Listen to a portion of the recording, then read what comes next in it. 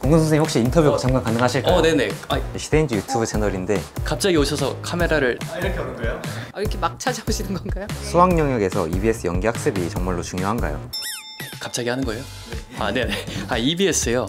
EBS는 아이들 현재 성적에 따라 조금 다를 수가 있죠. 왜냐하면 이제 EBS를 보시면 보통은 3점짜리가 좀 많이가 연계가 되기 때문에 이제 등급이 조금 낮은 학생들은 EBS를 지금 열심히 보는 게 중요하고, 그렇지 않은 학생들은 EBS에서도 본인이 약한 좀 지엽적인 소재라든지 아니면 표현이 낯선 문항들을 보는 게 맞죠. EBS는 이게 문제가 좀 개념도 명확하게 출제되고 계산량이 좀 많다는 걸 생각해 보면 최근에 평가원에서 출제하는 흐름이랑 잘 맞아요.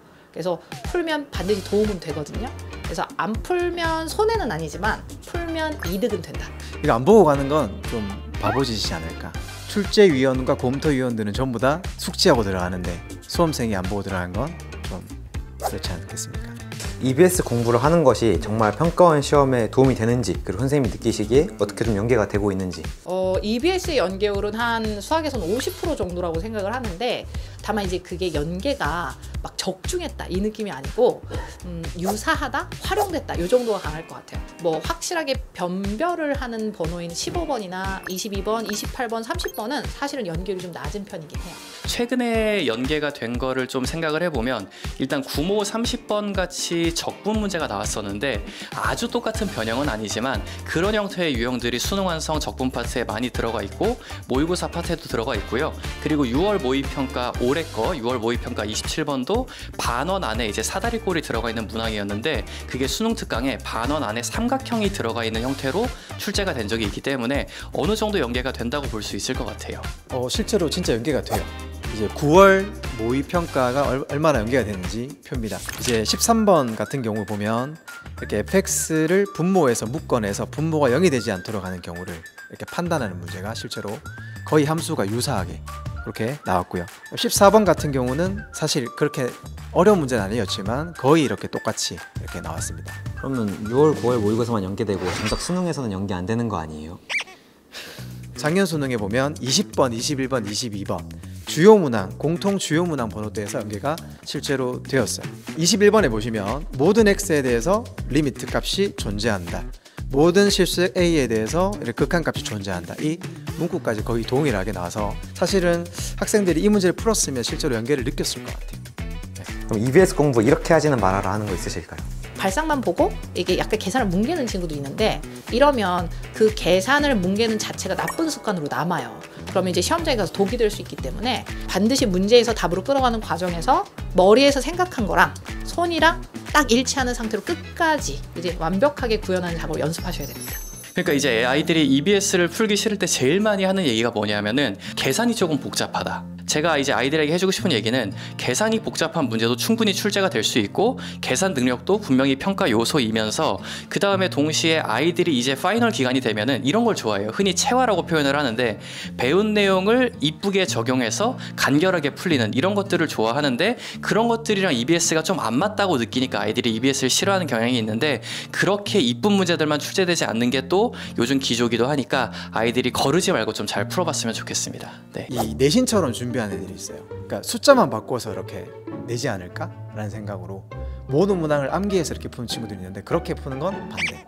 학생 수준에 맞게 남은 2달 동안 학생들이 어떻게 EBS 학습을 하면 좋을까요? 이제 상위권부터 먼저 말씀드리면 EBS 교재를 뭐 추석 연휴나 이때 빠르게 풀면서 본인이 개념을 제대로 갖고 있는지를 좀 정비해보는 시간을 가지시면 좋겠어요. 안정적으로 1등급이 나오는 학생들은 눈으로 좀 넘겨보다 보면은 표현이 낯선 것들이 몇 개가 있을 거고 이거 구모 15번에 나왔던 소재가 수능 완성에 있네. 물론 이제 선후 관계가 수능 완성이 나중에 출시가 됐지만 그게 있네라는 게 보일 수 있으니까 그런 것들을 확인해 보면 좋을 것 같아요. 2등급 중하위권부터 3등급 친구들은 사실 지금 어느 정도 약점이 있긴 한 거잖아. 그래서 요거는 이제 EBS를 풀면서 내가 뭐 유형적으로 약점이 있는 건지 아니면 계산에 실수가 있는 건지 그런 부분들 좀 정비해 보시면 좋을 것 같아요. 2등급 정도 됐다라고 하면 기본기는 있거든요. 근데 그런 친구들도 분명히 3점짜리에서 막히거나 예를 들어서 미적분 27번이 약한 친구들이 있을 거란 말이에요.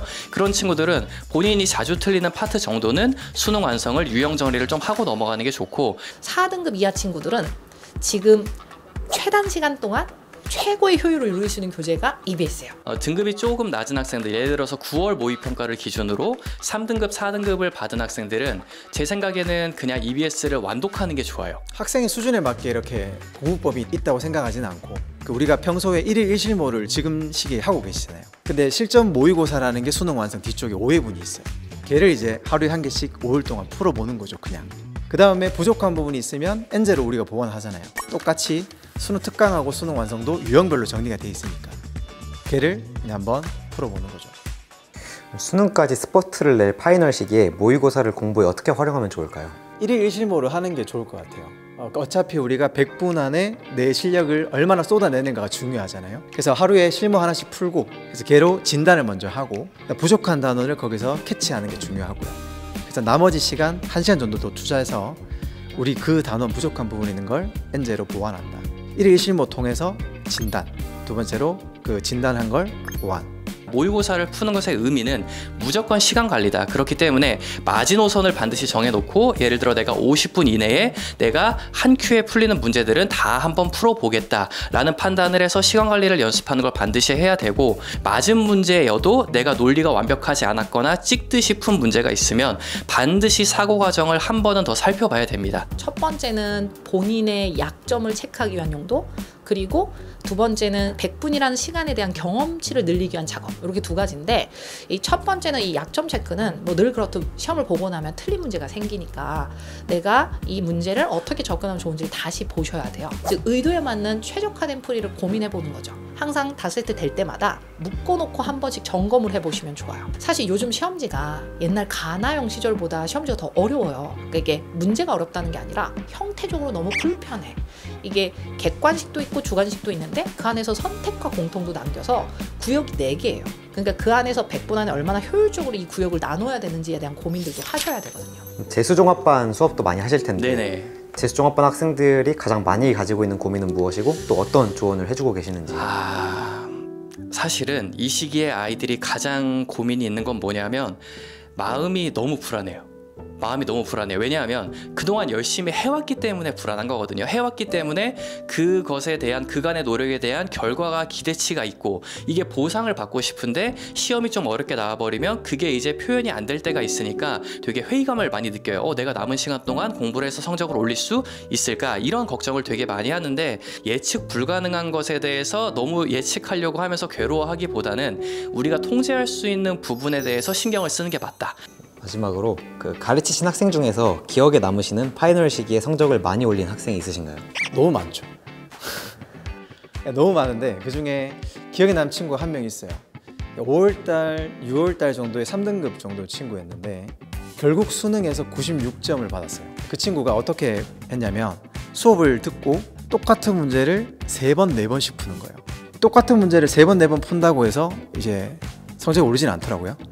그런데 이제 다시 복습하고 해서 파이널 때 결국엔 96점을 만들어냈어요. 그래서 아주대 의대에 합격을 했습니다. 실전 모의고사를 통한 실전 연습과 엔제 풀이를 지금 같이 할 시기인 것 같은데 이 비율은 또 어떻게 가져가면 좋을지 궁금해요. 이거는 본인의 상황에 따라 달라요. 모의고사의 용도는 나의 약점 체크고 엔제는 그 약점을 보완하기 위한 교재죠. 그러니까 자기 지금 상황에 따라 결정하는데, 내가 좀 점수가 안정적이야. 그러면 모의고사 회차를 많이 하시는 게 맞을 것 같고, 내가 모의고사 풀어봤는데 어느 정도 약점이 좀 보여. 그러면 일단 엔제로 그 부분 강화하는 거죠. 그리고 나서 모의고사 회차를 늘리는 게 더욱더 효율적이라고 보여요. 오늘 답변 너무 잘해주셔서 네네. 감사합니다. 이거 부엉이 쿠션이죠? 혹시 뭐 부엉이 쿠션 이런 건가요? 감사합니다. 아이고, 네. 서프라이즈네요. 진짜 처음부터 끝까지 서프라이즈네. 오늘 인터뷰 해주셔서 감사합니다.